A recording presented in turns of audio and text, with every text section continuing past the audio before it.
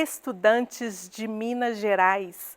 Eu sou a professora Suzana Apolinário, a sua professora de Física. Estamos iniciando hoje o estudo do PET 3 e os assuntos que abordaremos nesse estudo serão trabalho e calor. A nossa segunda aula será sobre a primeira lei da termodinâmica. Na aula 3, estudaremos mudanças de fase 1 e na aula 4, mudanças de fase 2. Hoje, a nossa aula tem como tema trabalho e calor. Encontra-se no PET 3, semana 2. Sejam todos bem-vindos! Na aula de hoje, iremos compreender que a aplicação de uma força em um sistema físico na realização de um trabalho pode produzir aquecimento. Compreender que um sistema físico pode ser aquecido por dois processos: transferência de calor ou realização de trabalho.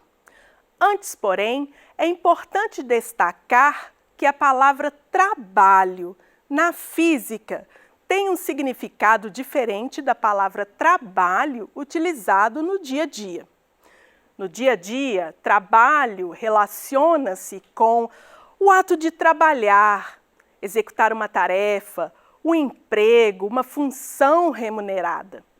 Mas na física, trabalho é energia. Energia que se transfere a um corpo ou a um sistema físico. Mas o que é um sistema físico?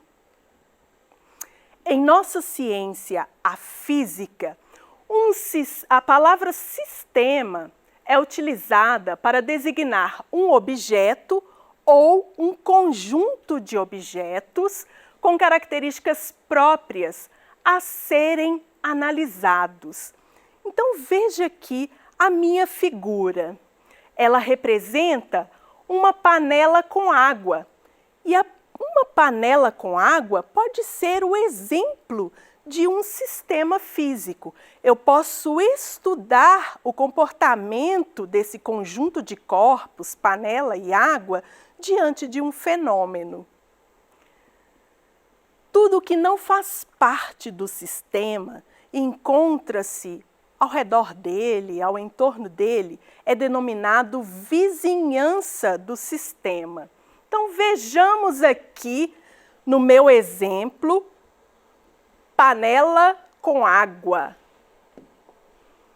Eu vou levar essa panela com água ao fogo. O fogo não faz parte do meu sistema. O fogo, então, aqui vai ser a vizinhança do meu sistema. Todos nós sabemos que quando levamos uma panela com água ao fogo, a panela e a água irão se aquecer. Bom,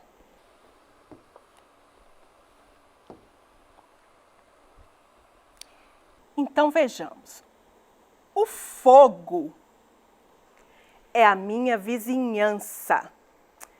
O fogo vai transferir energia para a panela na forma de calor. Eu utilizo a letra Q para representar calor. Então, o fogo vai transferir calor para a panela. O calor será conduzido através da panela. A panela é de metal, os metais são bons condutores de calor. E o calor será transferido à água que está no interior da panela. E a água, por sua vez, irá aquecer-se por convecção. Então, nesse caso, a troca de energia entre o sistema e a vizinhança ocorre por transferência de calor. O fogo transfere calor ao meu sistema, panela mais água, que por sua vez absorve esse calor e se aquece. Bom, vamos relembrar o conceito de calor que foi visto lá no PET 2. Calor é energia em trânsito. O calor flui de um corpo de maior temperatura para outro corpo de menor temperatura. Então veja aqui no meu esquema. A minha figura representa dois corpos. Um corpo A, na cor azul, um corpo B, na cor amarela. Eu informei que a temperatura do corpo A é maior que a temperatura do corpo B. Portanto, do corpo A de maior temperatura, haverá um fluxo de calor para o corpo B de menor temperatura. Então, um corpo de maior temperatura transfere calor para um corpo de menor temperatura. Nesse processo, o corpo mais quente, o de maior temperatura, tem a sua temperatura diminuída e o corpo mais frio tem a sua temperatura em elevação. Chega um momento que as temperaturas desses corpos se igualam. Nesse momento, nós dizemos que os corpos atingiram o equilíbrio térmico. E durante o equilíbrio térmico não há fluxo de calor. Por quê? Para haver fluxo de calor é necessário que haja diferença nas temperaturas dos corpos.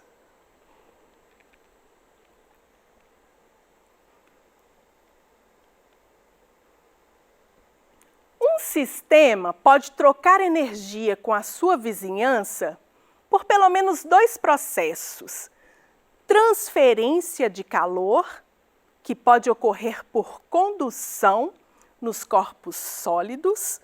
A transferência de calor pode ocorrer por convecção nos meios fluidos, líquidos ou gases, e pode ocorrer também por radiação térmica, através de ondas eletromagnéticas. Mas uma outra forma de transferir energia para um corpo é através da realização de trabalho. O trabalho é uma grandeza física, portanto, ele pode ser medido, ele pode ser calculado. Na nossa situação, nós vamos utilizar para o cálculo do trabalho o produto da força vezes o deslocamento. Porque na nossa situação, força é paralela ao deslocamento. Bom, mas vamos entender esse processo de transferência de energia por realização de trabalho? Para isso, vamos considerar como sistema físico uma massa de gás ideal, contida em um cilindro provido de um êmbolo que pode deslocar-se livremente. Então vejamos, representada pela cor azul, uma massa de gás confinada dentro de um cilindro. Esse cilindro contém um êmbolo. O gás, então, ele pode empurrar esse êmbolo e expandir. Nessa situação, o gás realizará um trabalho. Vamos entender melhor. Bom, a minha massa de gás encontra-se inicialmente com um volume pequeno aqui, que eu chamei de volume inicial do gás, VI. V de volume, I de inicial. Bom, eu posso transferir calor para esse gás. Pode haver aqui uma fonte que vai ceder calor para esse gás. O gás, então, vai aquecer-se. nós sabemos que as moléculas dos gases estão em constante agitação. E nessa agitação, as moléculas se chocam contra as paredes do recipiente, se chocam contra a área da superfície do êmbolo. E assim, ela exerce uma força e empurra o êmbolo para cima e o gás expande. Ao expandir-se, o gás realiza trabalho. Em virtude da sua pressão, o gás exerce uma força e empurra o êmbolo, que desloca-se livremente. Bom, o trabalho pode ser calculado. Vamos entender o cálculo do trabalho do gás. Para esse cálculo, nós precisamos de algumas grandezas. A área da superfície do êmbolo, o volume inicial que o gás ocupava antes da expansão, o volume final do gás após a expansão e o deslocamento do êmbolo, além da força que o gás exerce para empurrar o êmbolo para cima nessa expansão. Bom, nessa situação, o êmbolo desloca-se muito lentamente e esse deslocamento é relativamente pequeno. Assim, podemos considerar essa força constante. Então, a força que o gás exerce para empurrar o êmbolo é uma força constante. Além disso, a pressão do gás também permanece constante. Assim, para calcular esse trabalho, nós vamos partir da expressão trabalho é igual a força vezes deslocamento e vamos chegar na expressão do trabalho realizado numa expansão isobárica, ou seja, a expansão cuja pressão do gás se manteve constante. Essa expressão é produto da pressão vezes a variação do volume, ou seja, o volume final menos o volume inicial. Assim, o trabalho é igual a pressão vezes volume final menos volume inicial. Mas lembrando que isso não é uma regra geral, ela só vale se a pressão do gás se mantiver constante nessa expansão.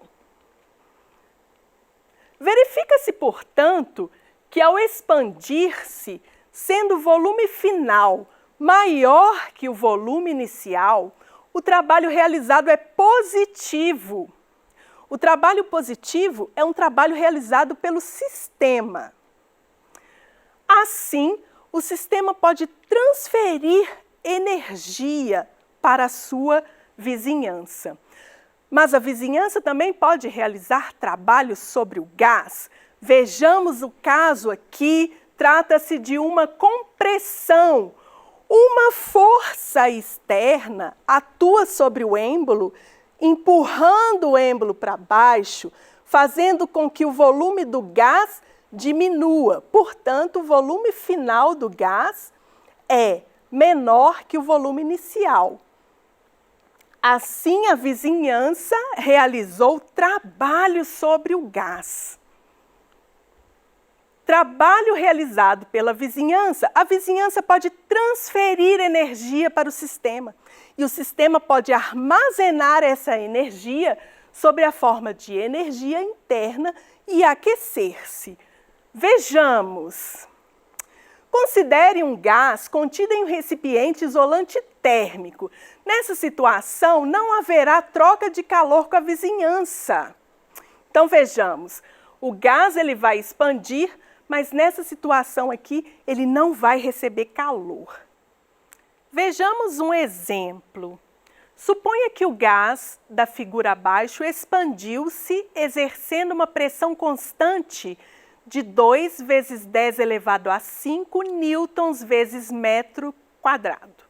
Desde o volume inicial, 2 vezes 10 a menos 4 metros cúbicos, até o volume final, 5 vezes 10 a menos 4 metros cúbicos. Qual foi o trabalho realizado pelo gás? Bom, as grandezas envolvidas no cálculo do trabalho são a pressão, que permanece constante, de 2 vezes 10 elevado a newtons por metro quadrado, que é a unidade de medida de pressão, o volume inicial do gás, 2 vezes 10 a menos 4 metros cúbicos, e ele expandiu-se, indo para um volume final de 5 vezes 10 a menos 4 metros cúbicos. Bom, nós sabemos que se o gás expandiu, ele empurrou o êmbolo, exerceu uma força, e eu quero saber qual que foi o trabalho realizado por esse gás. Bom, nós vamos utilizar a expressão matemática, trabalho é igual a pressão vezes volume final menos volume inicial, já que a pressão desse gás se manteve constante. Assim, substituiremos os valores dados nessa expressão matemática e realizaremos os cálculos. Então, eu vou ficar com o produto de 2 vezes 10 elevado a 5 newtons por metro quadrado, que multiplica 5 vezes 10 elevado a menos 4 metros cúbicos, menos 2 vezes 10 a menos 4 metros cúbicos. Aqui eu vou ter um trabalho total de 6 vezes 10 newtons vezes metros. Ajustando aqui a potência de 10, eu vou ter um trabalho total de 60 joules. E aqui nós temos que o joule é a mesma coisa que newton vezes metro, e o joule é a unidade de medida de energia. Verifica-se, portanto, que ao expandir-se, sendo o volume final maior que o volume inicial, o trabalho realizado pelo gás é positivo. O trabalho positivo é, então, o trabalho realizado pelo sistema. O sistema transfere energia para a sua vizinhança. Mas a vizinhança também pode realizar trabalho sobre o gás. Nesse caso, trata-se de uma compressão.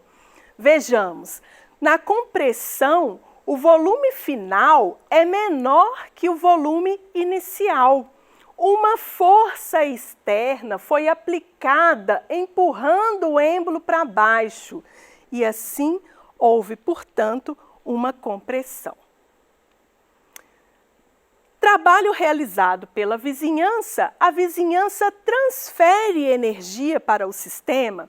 O sistema pode armazenar esse trabalho sob a forma de energia interna e aquecer-se. Como? Vejamos. Considere um gás contido em um recipiente isolante térmico.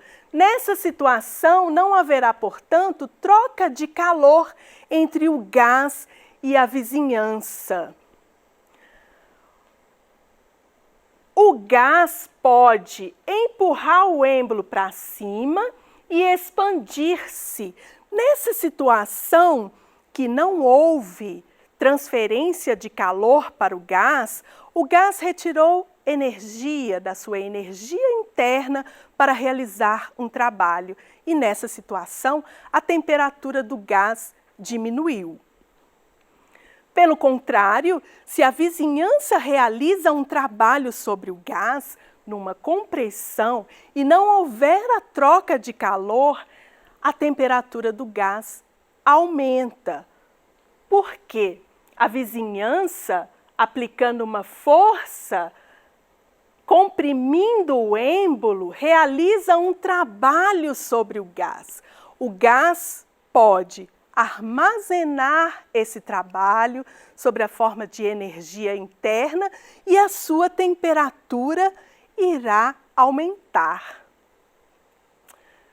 Bom, na aula de hoje vimos o conceito de calor, o conceito de trabalho e como um corpo pode aquecer-se por transferência de calor ou por realização de trabalho. Chegamos ao fim da nossa aula de hoje. Eu espero que vocês tenham aprendido esses conceitos importantíssimos nas ciências. E eu aguardo vocês para a nossa próxima aula, em que falaremos da primeira lei da termodinâmica. Até a próxima aula. Muito obrigada!